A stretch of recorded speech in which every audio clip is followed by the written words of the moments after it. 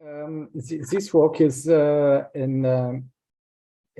is a work in progress in the Procure Fair program. I will present it, but it is done with three colleagues, Julie Valentin from University of Paris, and Karen and Daniela from Duisburg. I think Daniela is here, and she can help me for one or two slides at the end. I don't see her, so if Daniela, if you could take the speak when you need it, do not hesitate. So this work is about the question of co-management in the labor process. And the most issue is, the main issue is how public purchasing authorities, companies and social partners negotiate working schedules and work intensity in the cleaning industry. So first, we can insist on the fact that in most OECD countries, the cleaning sector is one of the industry with the highest concentration of working poor, at the lowest quality of employment, low wage, part-time work and social working hours, high intensity and numerous hardship and penabilities and constraint and so on. So this sector, this industry is marked by very high turnover rates, numerous dismissal for incapacity and so on. And this bad situation is more or less common for every country in the OECD. This situation is partly due to the low willingness to pay of customers, both public and private one. Competitive intensity drives price downs, which degrades the quality of possible employment. This poor quality of employment makes the sector very unattractive and leads to high recruitment cost and poor service quality. So in turn, this poor quality of service does not encourage an increase in willingness to pay, and thus feeds a vicious circle that is detrimental to all actors, customers, workers, and employers too. And but first and foremost, the employees, the workers. So this we can ask, we can wonder what happens if the customer seeks to control the quality of the service, engage in a co-management process in the service delivery. What can be done by the customer and the public one at this time. The situation of cleaning activities is mainly in outsourcing process, and we can see classical, very traditional triangular relationship, which characterize this activity, which is now largely subcontracted outsourcing, and which increase the difficulties of monitoring quality. Information asymmetries means that bad employer could chase good ones. The customer is price focused, as we can see in the slide, in his relationship with the service provider, and its focus on quality is more directed at the employees and can increase the pressure on them at the first time. Finally, the cleaning company seeks to respond to price pressures by putting pressure on wages and intensifying work. In this triangular relationship, two elements seems to be central: the price on the one hand, and the work pace on the other.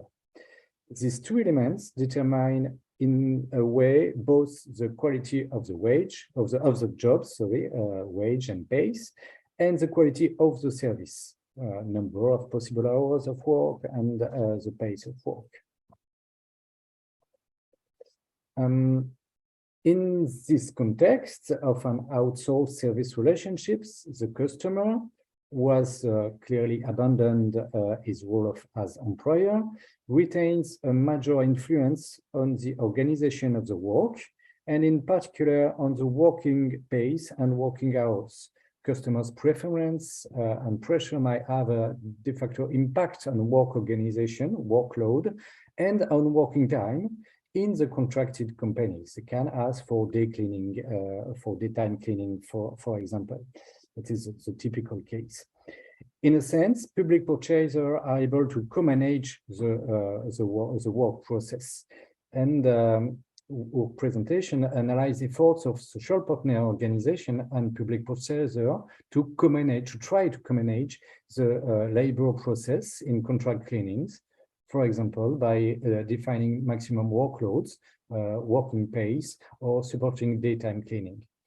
So the focus is here, the presentation here is on two countries, France and Germany, and on two local cases, one in the city of Strasbourg in France, and one other in Hamburg in Germany.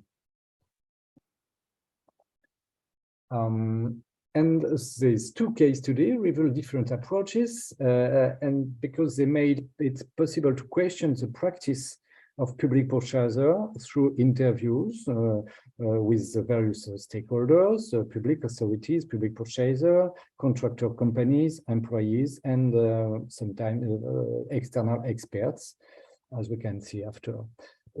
These are two situations, one so in the metropolis of Strasbourg and the other in the city of Hamburg. In both cases, a form of co-management can be observed.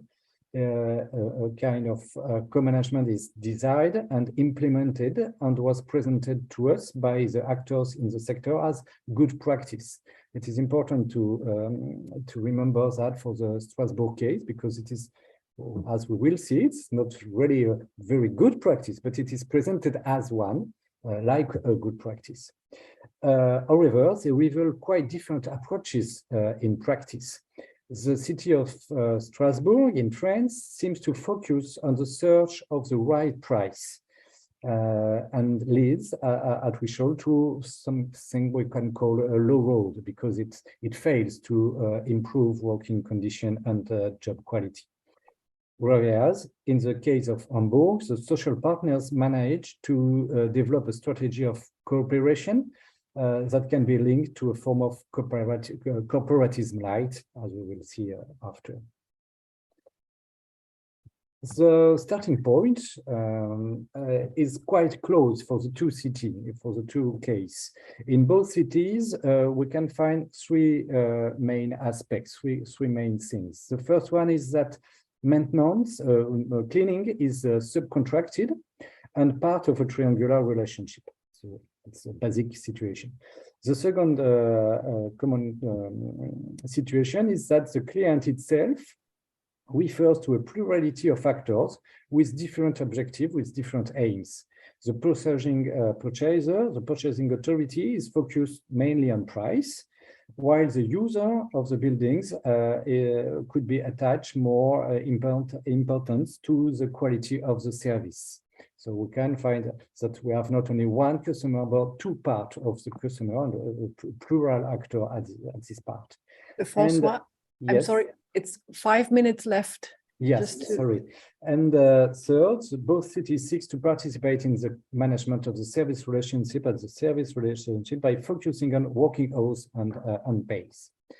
So first for Strasbourg, we can observe that two features stand out. First is that control remains internal and cleaning budgets remain very tight, very constrained. So the city is developing two schemes to try to regain control over the quality of the service and the quality of the job. The first is a tool for objectifying work pace with a very large Excel file with numerous sheets. The second is the establishment of an internal quality control system. And a third one is added. It's a kind of selection procedure which is supposed to associate a buyer with a technician, but we don't speak really about that. Even more so, the price remains very central. So the tools implemented do not seem to make quality more observable, and asymmetries remain particularly, but because companies remain in a rather non-cooperative logic. The scenario is a little less bleak, we can hope, in the German case, and I will let Daniela or Karen, perhaps, I don't know, present in more detail the Hamburg one. If Daniela is there, I cannot see her, but no, I don't think so. She told me, but she with us, Daniela. Oh, no. no. So I'm sorry. Okay, I will try to do the best. Perhaps if you want, I can try to sum up very quickly, and you complete after. So the first slide here, it's the same that in the Strasbourg case, because we have the same situation at the beginning. But in the second time, we can see some different points. We have similarities with external, with control and with tools to objectify quality. But the main difference, if I understand well the case, is that in Hamburg, we have external testing and consulting office and external control who can give more eyes, more possibilities to improve price and to improve quality of work and quality of service. And the price is less important in the German part than in the French one. So I think the two main points is external control and a low importance of price in comparison with quality. To finish briefly, we can sum up the main results. First is that we have three conditions for high road co-management. The quality of the service can be support for the construction of an advantageous compromise for the three parties, kind of high road with low speed, quality of the service and quality of the employment, but only with three conditions. The first one is that the quality of the service could be observable with less asymmetries of information. The second one is that the employer could pass on the increase in the invoice to the increase in the double quality service and employment. They could share the price with workers. And the third one is that the customer agrees to pay for the quality of service. So we can have three ways to regulate work pace and quality. It's the two monographs, the two case study illustrate how the different actors seek to objectify quality through the explicitation and the regulation of work pace. Dialogue with external actors like in Hamburg, measurement device in Strasbourg, and in two cases, perhaps a search of a balance of requirements between several actors of the client customer pool with technician, user, and a buyer.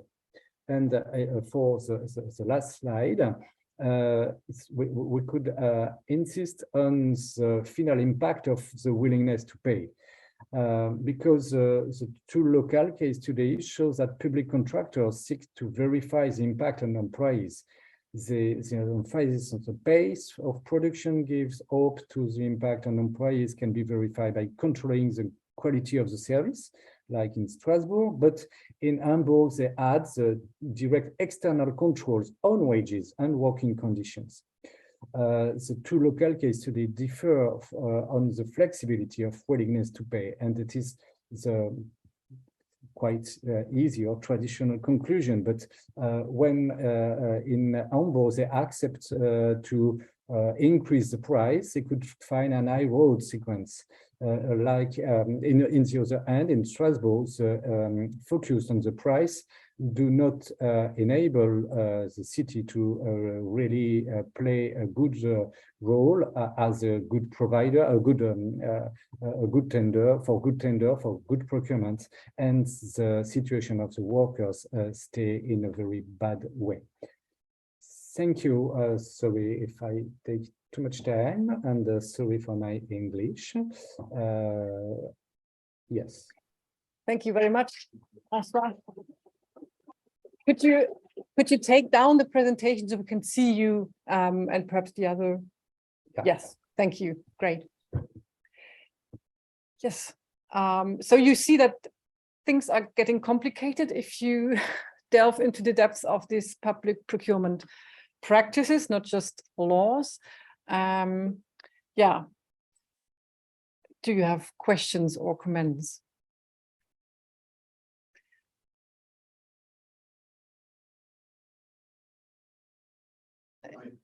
My main question would be which services really can the quality be measured? I mean, that seems to be really an absolutely crucial point. I repeat the question, so because I don't know if it's the question is, François, in which service industry can the quality of service really be measured? No. So perhaps you can think about it, but we have another question here. Yeah? Oui. I can translate it, but it's easier. Comment éviter que les coûts soient transférés sur les travailleurs, les travailleurs? La question, François, c'est comment éviter que les coûts soient transférés aux employés, sur les travailleurs dans le dernier cas. Dans les derniers cas, donc à Hambourg. À Hambourg. Donc, comment éviter cela? So in English, or would you please? I would translate it like how to avoid that the costs will be well, yeah, that the workers have to bear the costs, right? As in the Hamburg case. As it seems to be as in the Hamburg case. How is it? How can this be avoided? The cost of all the improvement of the increase of the price, because in this case, I think we can observe that we have an increase of the price, and the increase and the issue, the important issue, is that public procurement, public processor have to control that the price increase could be transmit to an improvement of the working condition, wage or so on. So, and I think it is clearly it is the difficult point, because in France we can observe that public actors do not want to increase price because they can't control the effect of the increase on the workers, and they are afraid that any increase of price will be an increase of profit for the companies. So it is a good argument for them to do. We can't do anything because we know that our price is too low for good working condition, but we can increase it, because if we increase it, we don't improve the working condition, but only the profit. And if I understand, in the German case, we have more external control who can give confidence, perhaps, or trust for a public purchaser in the translation of price to wage or to working condition.